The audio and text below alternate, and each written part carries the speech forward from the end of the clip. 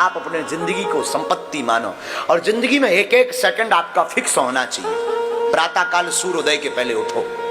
आज की कथा हम बता रहे ना, अगर जिंदगी बढ़िया जीना है तो सुनो और इसे बार बार सुनना। जिंदगी में आप सूर्योदय के पहले उठो। आप अपने मकान पर कितने भी घोड़े दौड़ने वाली चित्र लगा लो, आपकी जिंदगी में दौड़ नहीं आएगी। जब तक सूर्योदय के पहले नहीं उठोगे तब तक आपकी जिंदगी दौड़ेगी नहीं। उगता हुआ सूर्य का चित्र लगाने से, टोटका करने से आपके जिंदगी में उजाला नहीं आएगा। जब तक अपने वर्क को पाने के लिए, संकल्प को, लक्ष्य को पाने के लिए घोड़ों की भांति दौड़ोगे नहीं और उगते हुए सूर्य के पहले उठोगे नहीं, तब तक आपके जीवन में उजाला नहीं आ सकता है। इसलिए सुबह सूर्योदय के पहले उठो। उठ करके सबसे पहले आप अपने दोनों हाथ लो ऐसे, और ऐसे हाथों को दर्शन करो। ऐसे प्रातः काल उठे, ऐसे मलो और ऐसे दर्शन करो। कराग्रे वसते लक्ष्मी, कर मध्य तु सरस्वती, कर मूले तु गोविंदा, प्रभाते कर दर्शनम। प्रातः काल आप अपने हाथों की रेखाओं को देखो, मल करके अपने नेत्रों में लगाओ। सबसे पहले भूमि मां को प्रणाम करो, पैर नीचे रखने के पहले। ये पुरानी परंपरा है, क्योंकि भूमि पर कितना भार नहीं। धरती हमारी मां है। धरती खदान है, रत्न देती है, अन्न देती है, हमको रखती है। तो भूमि को प्रणाम करो। इसके बाद उठ करके अगर स्नान कर सको तो बहुत अच्छा, स्नान करो। सूर्य भगवान को अर्घ दो। सूर्य इस संसार के जागृत देवता है, प्रत्यक्ष देवता है। और सूर्य को अर्घ देने से वैज्ञानिक तथ्य भी है कि विटामिन डी की कमी नहीं होती। तो आप सूर्य भगवान को अर्घ दो।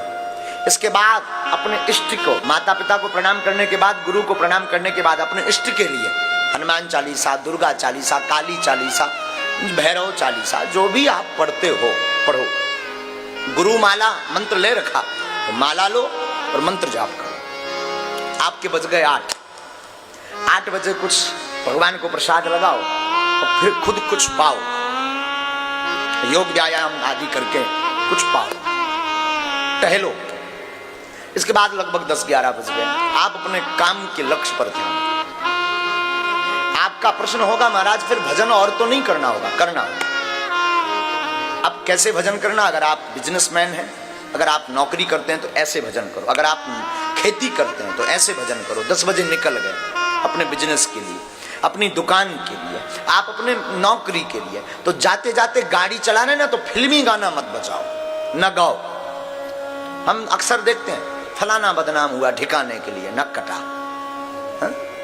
ये मत लगाओ। उसकी जगह गाड़ी उठाओ, भजन लगाओ। राम नाम जो गुरु मंत्र है वो मनी मन जप करना प्रारंभ करो। चलते फिरते उठते बैठते श्वास को व्यर्थ मत गवाओ। कोई काम कर रहे, माताएं घर पे रहती हैं, रोटी बना रही, रोटी बनाओ। एक रोटी बनाई, सीताराम। तवे पर रखो, सीताराम। चूल्हे में लगाओ, सीताराम। बर्तन में रखो, सीताराम। 4 बार सीताराम का जाप भी हो गया और एक रोटी तैयार भी हो गई। फिर वो रोटी खाना नहीं, फिर वो रोटी प्रसाद बन जाएगी और प्रसाद जो भी पाएगा प्रभु को पा जाएगा।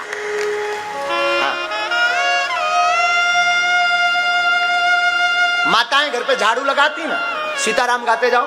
कोई भगवान का गीत, भगवान के गुणानुवाद, स्तुति, वेद स्तुति, मंत्र, कोई बहुत बड़ी महिमा, कोई सुंदर सा भगवत भक्ति गीत गाओ, झाड़ू लगाओ। क्या फायदा होगा?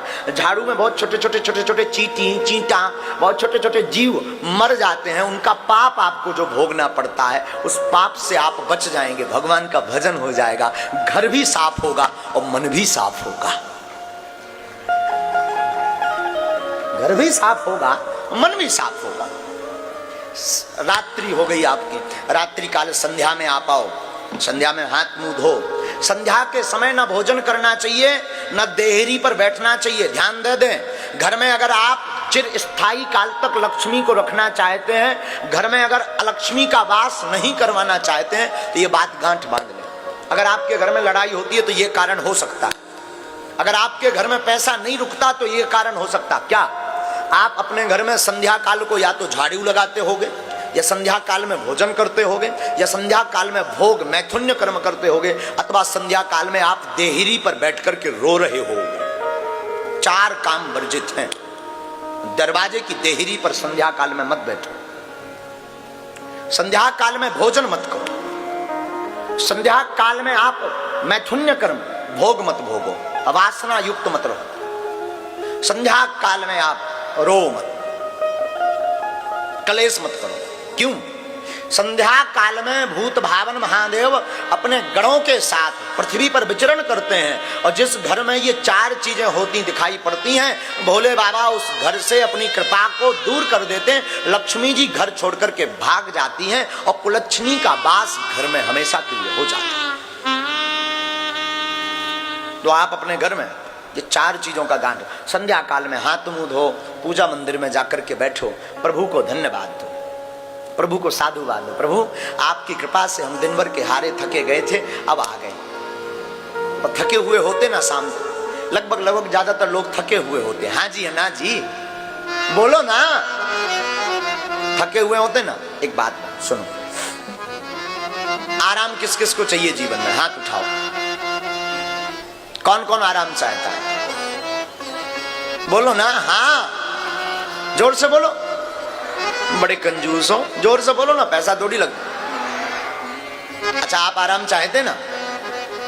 आराम की तलब है तो एक काम कर, आपको अगर आराम की तलब है, एक काम कर, आ राम की शरण में राम राम कर।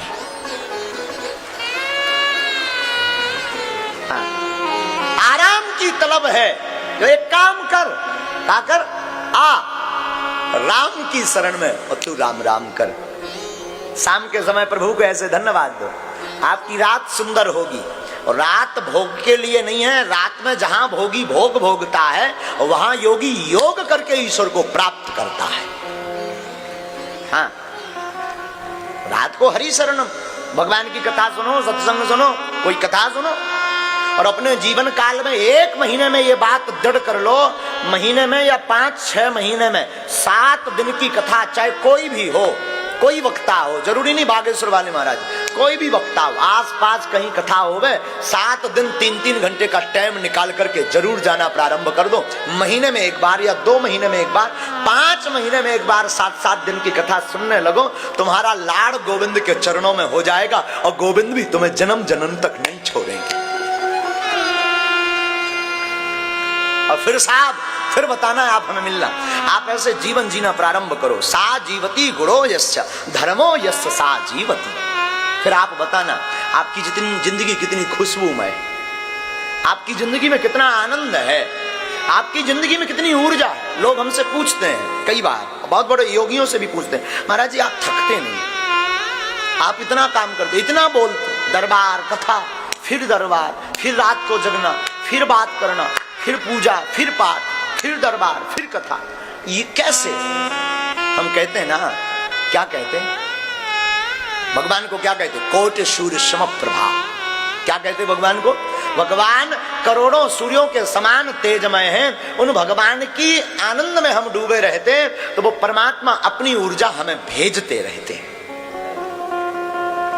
आपका जीवन एकदम प्रसन्नमय होगा, आपको क्रोध नहीं आएगा, आपके जीवन में क्लेश नहीं होगा, आपके जीवन में सामंजस्य होगा, आपका जीवन नॉर्मल होगा।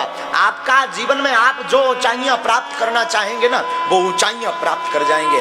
Life is money. आप अपने जीवन में अपनी जिंदगी को संपत्ति मानो और जिंदगी का एक एक पल व्यर्थ मत गवाओ।